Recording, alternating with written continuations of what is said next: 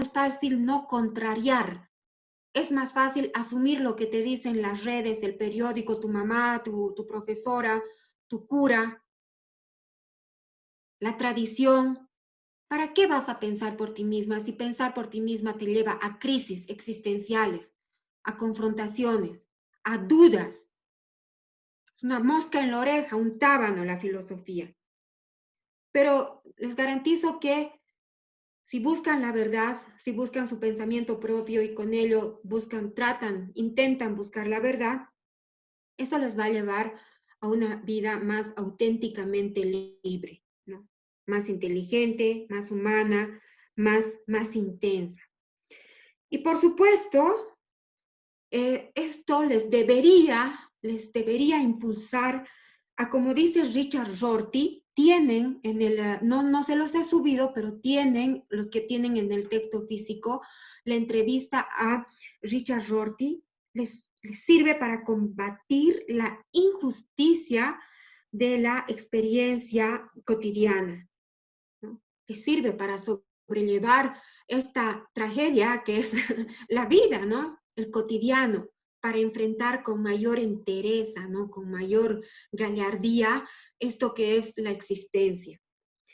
Y por supuesto nos ubica, como dice Ortega y Gasset, nos ayuda a ubicarnos en la vida cuando estamos perdidos. Qué gran recurso de la filosofía. A mí me parece mejor recurso de la filosofía que acudir, bueno, algunas personas sí lo hacen, ¿no? A la religión, a, a los libros de autoayuda, ¿no? Esos libros de Cuauhtémoc Sánchez, de Osho, de qué sé yo, ¿no? De esos libros de autoayuda. Me parece más interesante, discúlpenme, pero que acudir al psiquiatra o al psicólogo, ¿no? La filosofía es un gran sostén porque es un sostén que uno mismo se otorga. Entonces, nos ofrece también respuestas a cada situación, a cada necesidad, nos colabora a encontrar, si es que queremos encontrarle el sentido, ¿no? A nuestra vida.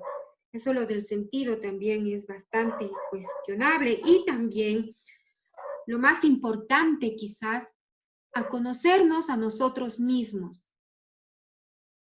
¿Quién decía conócete a ti mismo? Sócrates, ¿no? Pero qué tan importante es eso de conocernos a nosotros mismos y de esa manera construirnos en lo mejor de nuestra personalidad, actualizar nuestras virtudes, conocernos en nuestros defectos, ¿no? Acrecentar nuestra personalidad. Fíjense, ya les he debido decir unos siete causas, siete argumentos para que, lo que nos sirve la filosofía. Y ahora alguien preguntaba, ¿no? ¿Para qué? ¿Por qué es importante distinguir las ideas falsas de las verdaderas? En realidad, para tomar las mejores decisiones en todo nivel. Por ejemplo, ahora yo voy a hacer el plan estratégico de la Facultad de Humanidades. Para hacer el plan estratégico de la Facultad de Humanidades, ¿qué es lo que yo necesito? Hacer un POA. ¿Qué es un POA? Identificar, ¿no ve? ¿Cuáles son nuestras debilidades, oportunidades, nuestras amenazas? Hacer una radiografía, ¿no? Valorar hay que saber qué es lo que tenemos, cuál es nuestro contexto. Todo eso yo tengo que saber, tengo que tener conocimiento para diseñar el plan estratégico que va a guiar a la Facultad de Humanidades durante 5 años. Las empresas necesitan conocerse a sí mismas.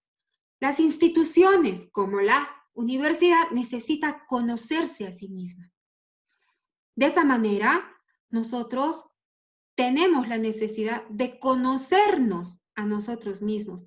Oigan, qué difícil conocernos, hacer ese recorrido interior, conocer nuestro daimon, nuestra conciencia, nuestro pensamiento, nuestro espíritu, tan importante para estar ¿no?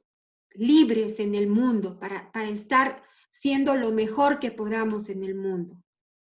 Y conocernos también implica conocer la realidad para tomar las mejores decisiones. Si no nos conocemos a nosotros mismos y no conocemos la realidad que nos circunda, ¿cómo podemos tomar buenas decisiones? Cuando tomamos decisiones por el qué dirán, cuando tomamos decisiones que no son de nosotros, cuando tomamos decisiones que son impuestas por otros, cuando tomamos decisiones sin pensar, impulsivamente, guiados por estereotipos, por prejuicios, cómo de mal nos va en la vida, cómo nos equivocamos. El peor aprendizaje es el aprendizaje por error, pero qué manera de errar y errar y errar, de tropezar con la misma piedra una y otra vez.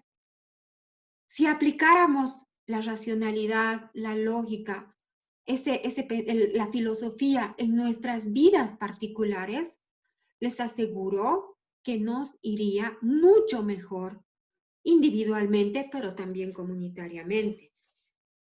Entonces, las ideas, por lo que acabo de decir, nos sirven.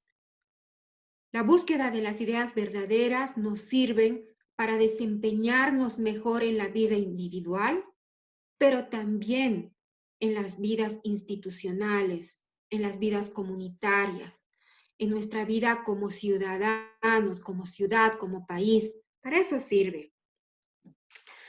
Entonces, a ver, ahora que he respondido a esa pregunta, quiero, ya se me fue, ya, ahorita estoy cero preguntas, pero me acuerdo de alguien que decía, ya les respondí en realidad, pero lo vuelvo a hacer por si un caso.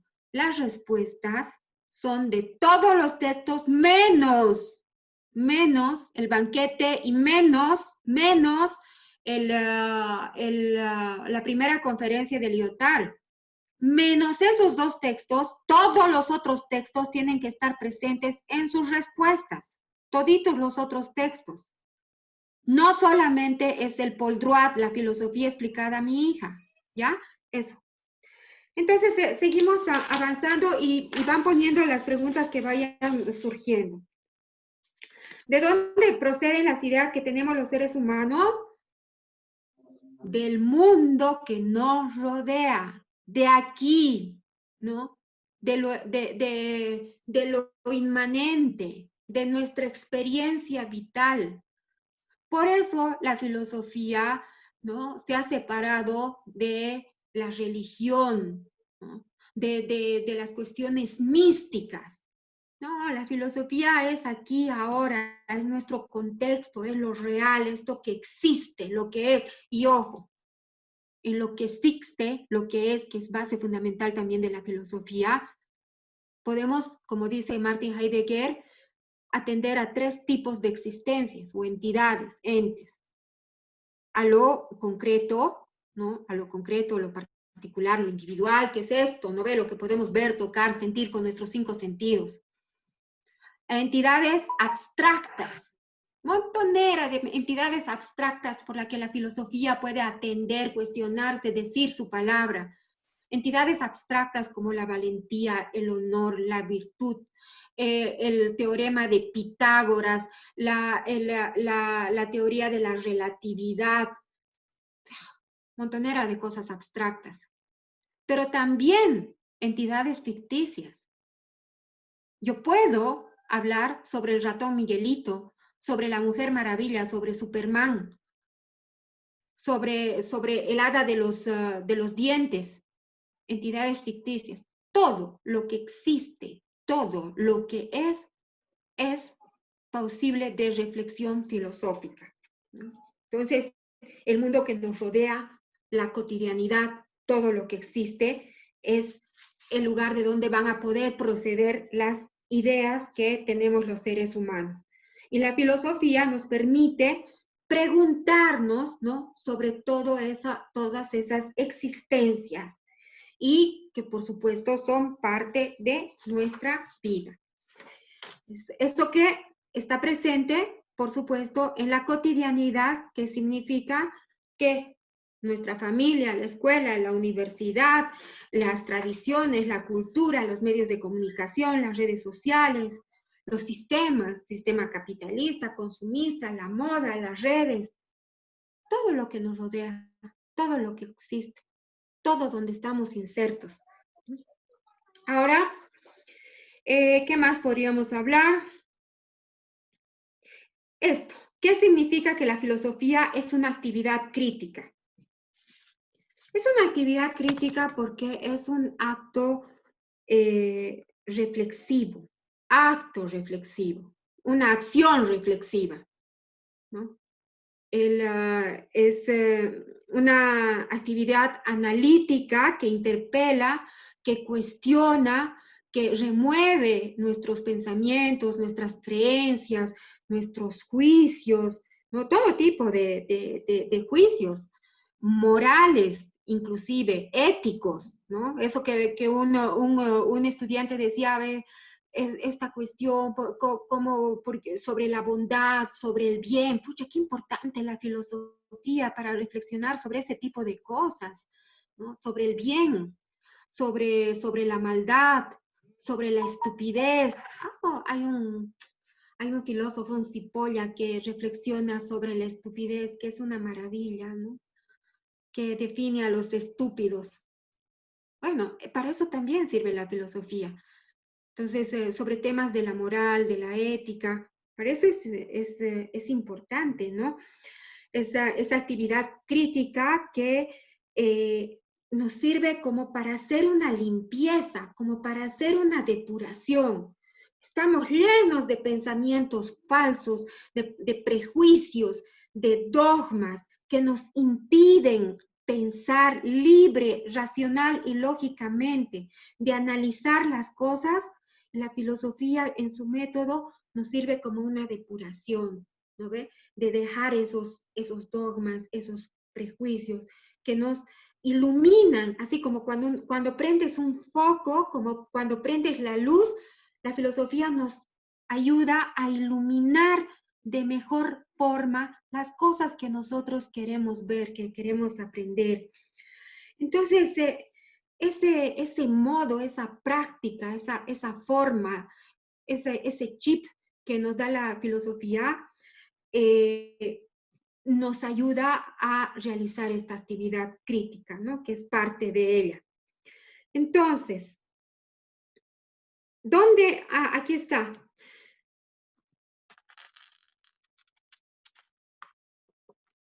¿De dónde nace la filosofía? ¿Dónde está su comienzo y qué genera en nosotros? Y antes voy a leer estas preguntitas.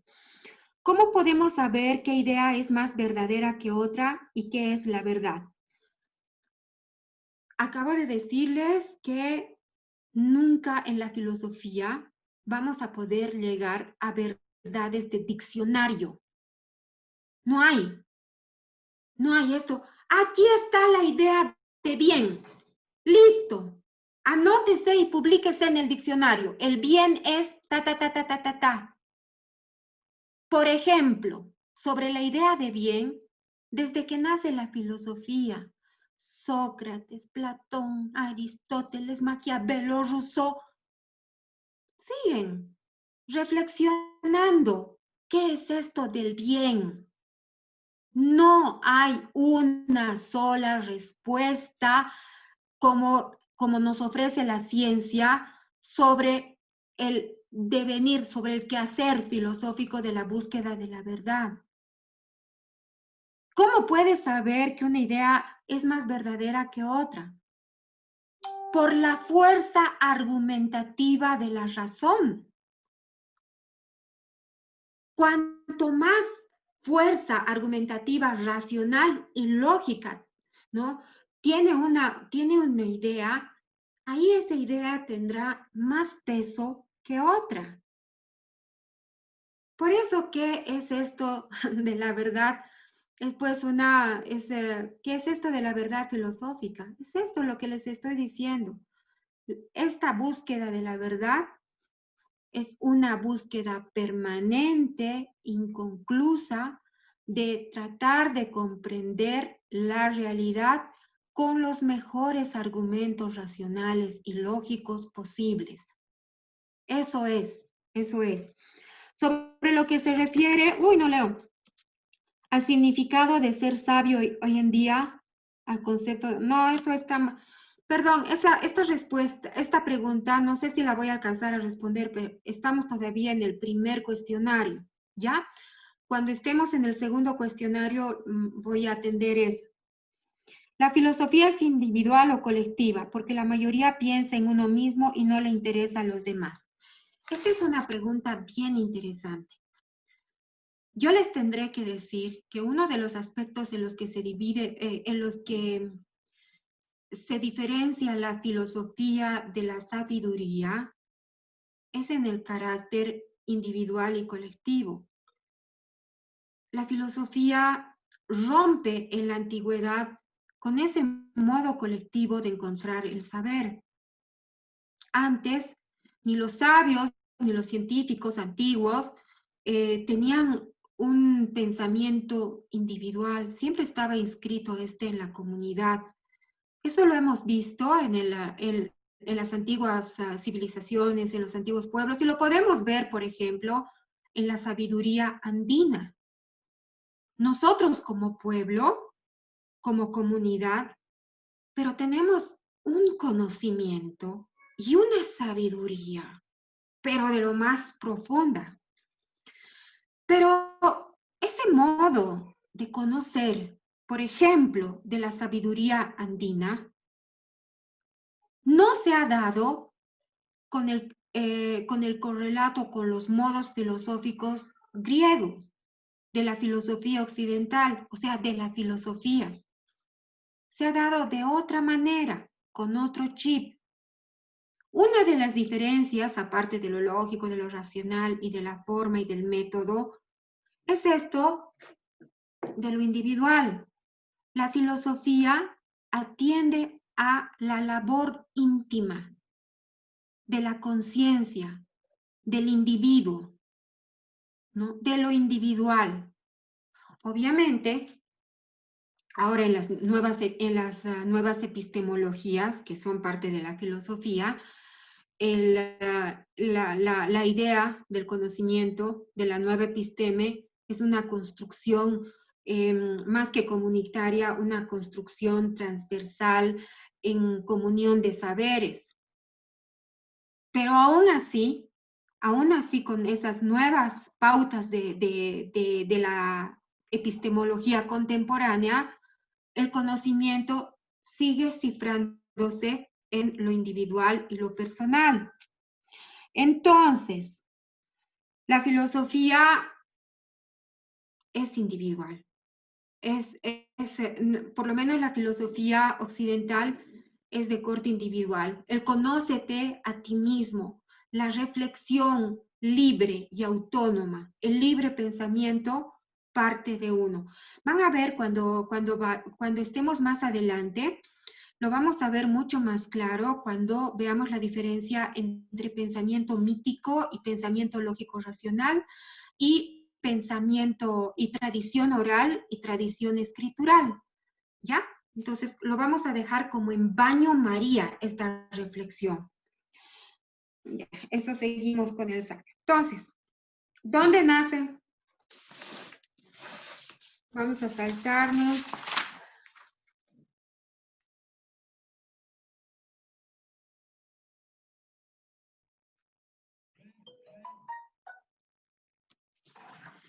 A ver, aquí sí, creo que nos vamos a acercar ya.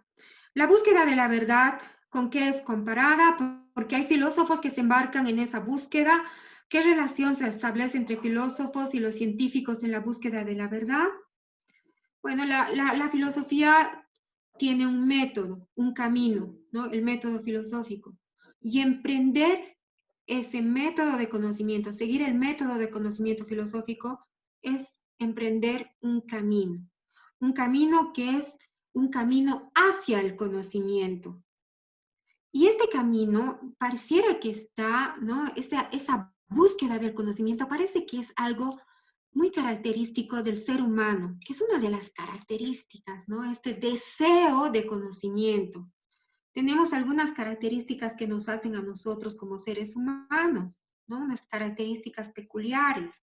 Y parece que una de ellas es ese deseo innato de conocer, de descubrir, de saber, ¿no? De las cosas.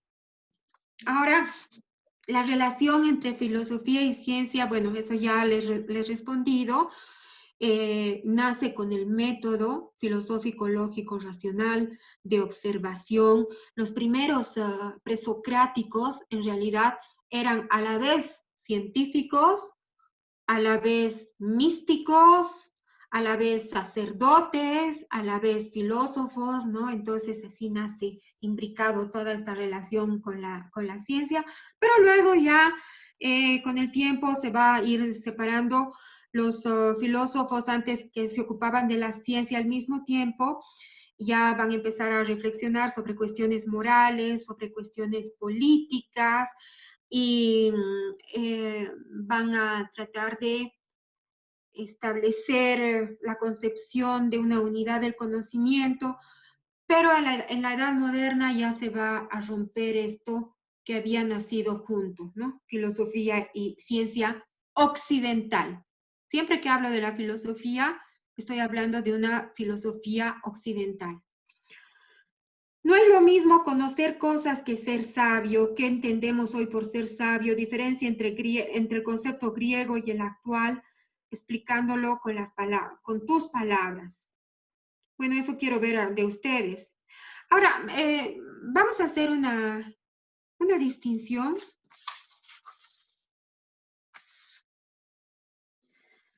Primero entre el filósofo y el sabio. El sabio es el que posee la sabiduría, el que ha encontrado las ideas verdaderas, que son capaces de guiar su vida, que ha logrado introducirlas de forma permanente en su existencia. Y hay un poquito de confusión, digamos, entre esto de ser un ser sabio y un filósofo.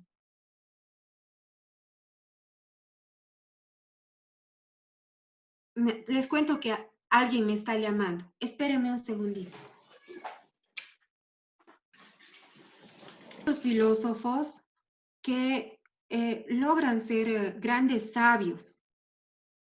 Por ejemplo, Confucio, Lao Tse, Epicuro, Séneca, Marco Aurelio, emperador, sabio, filósofo. Pero no, esa distinción de encontrar esa sabiduría que yo la distingo del saber. Encontrar esa sabiduría y con eso guiar la vida, tener normas, ¿no? Que pueden guiar a otros también. Para mí Jesucristo era un sabio también, ¿no? Digamos. Ahora un filósofo yo lo distingo, mm, el filósofo es ese ser que está, como nos dirá en el banquete Platón, es ese ser intermedio que no es completamente ignorante y no tiene nunca el completo conocimiento. Ese es daimon, ese ser intermedio que anda permanentemente en busca del conocimiento. Es el que ama, el que desea el deseo de saber. Ese es el filósofo. Y el instruido, ¿no ve? El hombre o el ser, o el hombre, la mujer, el ser humano instruido, es ese que busca el conocimiento. Nosotros tenemos un montón de conocidos, ¿no? De colegas que de no conocen mucho, instruidas. Entonces, peor diferencia con el místico o el santo. El santo es el que busca el saber, la verdad, perdón, no en las cosas de este mundo, no en lo que existe, en lo que es, sino busca la verdad en Dios, en la divinidad. Ya el místico, el santo, se diferencia sustancialmente ya del sabio o del filósofo y del hombre instruido. Entonces, con estas distinciones, con estas 4 distinciones, podemos ver cómo van buscando sus caminos, ¿no?, de conocimiento. El santo, su camino del conocimiento será pues la fe que lo va a llevar a acercarse al conocimiento de Dios. Y del filósofo, todo de conocimiento será pues el ejercicio de la lógica y de la razón. Y del sabio será pues el conocimiento de la sabiduría, no del saber, sino de la sabiduría. Entonces yo creo que ahí ya voy haciendo algunas distinciones. Y me voy a adentrar ya en el cuestionario número 2.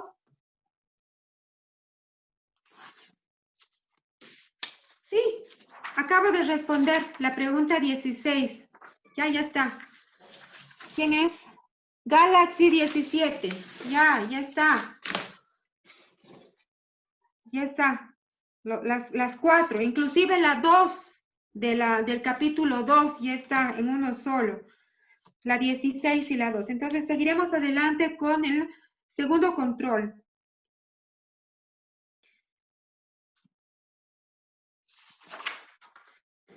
En el segundo control de lectura, yo ya quiero ver más desplegadas sus respuestas individuales, el ejercicio ya más personal. Por ejemplo, preguntas más personales.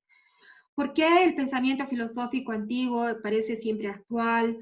¿Qué relación se establece entre sabiduría, filosofía, vida, felicidad? ¿Por qué se queda en un ideal?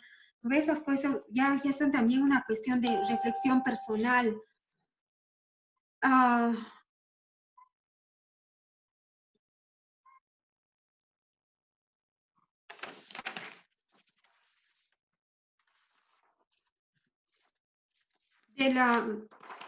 ¿En qué consiste? No, eso también, eso quiero que respondan ustedes, no se los voy a responder yo todo, por supuesto. Ya, nos vamos a quedar en el capítulo 3, me parece importante que veamos unas cositas del capítulo 3, es decir, las preguntas 9, 10, 11 y 12, ¿no?, que serían las últimas preguntas.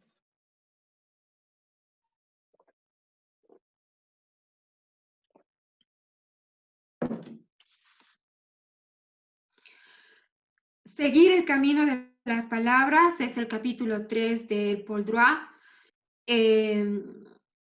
Y seguir el camino de las palabras va a estar ligado también con la siguiente tarea, que es hacer el cuadro del acto de filosofar. Hoy día mismo les voy a colgar la siguiente tarea, que es para el próximo lunes. Es bien facilita. A ver, dice, expresa el porqué de la importancia que tienen las palabras, según Paul Droit, para la filosofía. ¿Qué dice Paul Droit? La filosofía se bate con las palabras. Los filósofos no se interesan por las palabras de la misma manera que los poetas o los novelistas. Más que con las palabras, con el lenguaje. Nosotros somos seres que nos marca el lenguaje. Nos construimos nuestra identidad a través del lenguaje. Estamos echados al mundo, ¿no?, en razón al lenguaje. Nos comunicamos con los otros a través del lenguaje. Conocemos el mundo a través del lenguaje. Expresamos el mundo a través del lenguaje. Somos lenguaje. El lenguaje es la casa del ser, decía de una manera muy maravillosa Martin Heidegger, ¿no?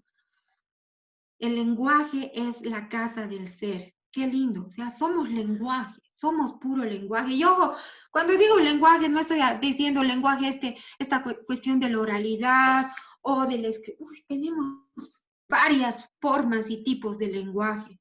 El de los sordomudos, el braille, el morse, el de señas, ¿no? Tantos, el del arte, el arte es un lenguaje. Bueno, pero esto que el lenguaje está ligado, pero entonces absolutamente también a esto de la filosofía. Los filósofos pueden hacer filosofía solamente a través del lenguaje.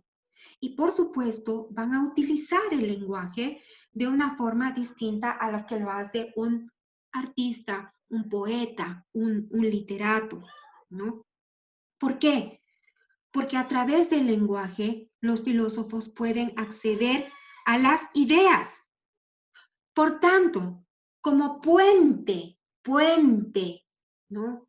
El lenguaje es fundamental para llegar a las ideas, a su construcción, deconstrucción, a su análisis, ¿no?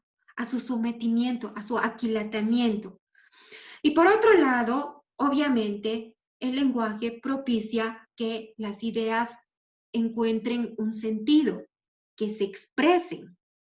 Pero además también el lenguaje y las palabras con ellos pueden ser un instrumento no solamente de consecución del conocimiento, sino también de su engaño, ¿no?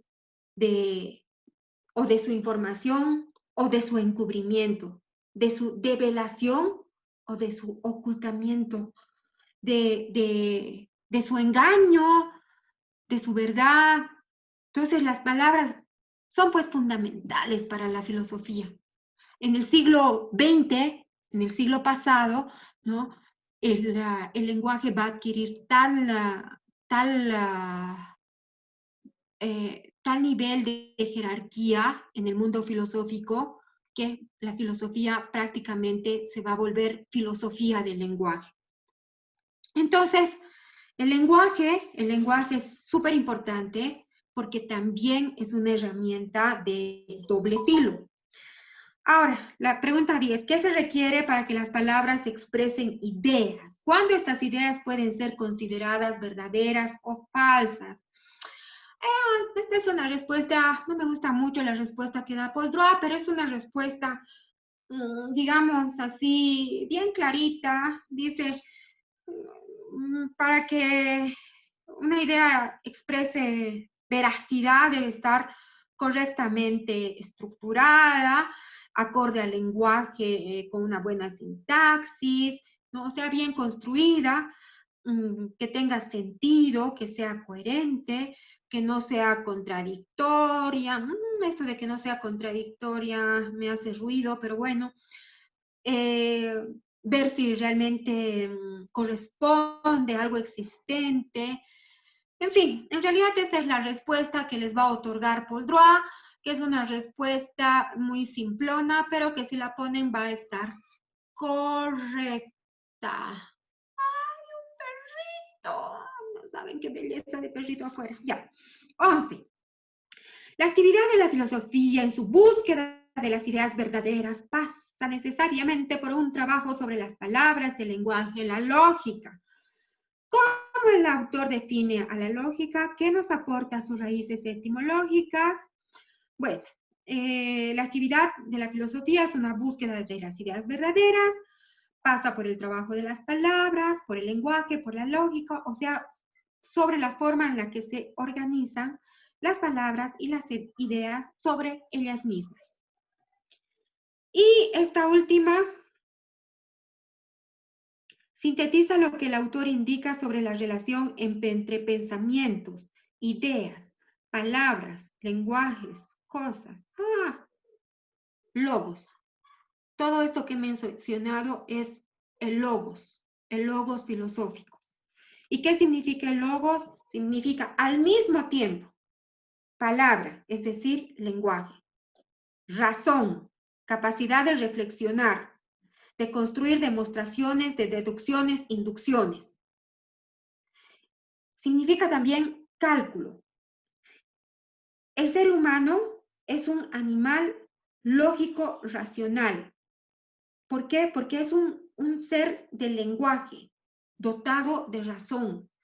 Qué difícil, no podemos, en la filosofía no podemos separar lenguaje de razón, ¿no? Razón y lenguaje, así, unidas. y lógica. Logos, lógica, razón, lenguaje. Es la unión intrínseca de hablar y de pensar. Eso es. Ahora,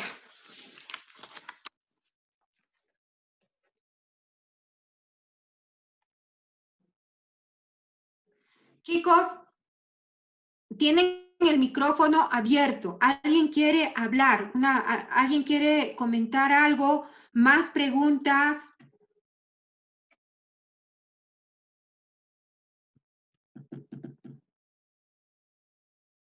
Natalie, Rocío, Juan, Carla, Peggy, Guaira, Karim, Enrique, Melissa, Jonathan. No, Jonathan no, Jonathan es la persona que nos colabora. Ya, el Wagner.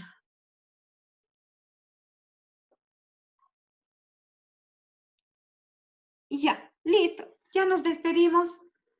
Cualquier cosa que se les haya olvidado, por favor, en el Facebook, ya, no en el WhatsApp. Cualquier pregunta, duda que se les haya olvidado en el WhatsApp. De todos modos, para los que no han podido estar, yo voy a colgar esto. Les agradezco muchísimo. No les he visto mucho sus caritas, pero nos vemos la próxima.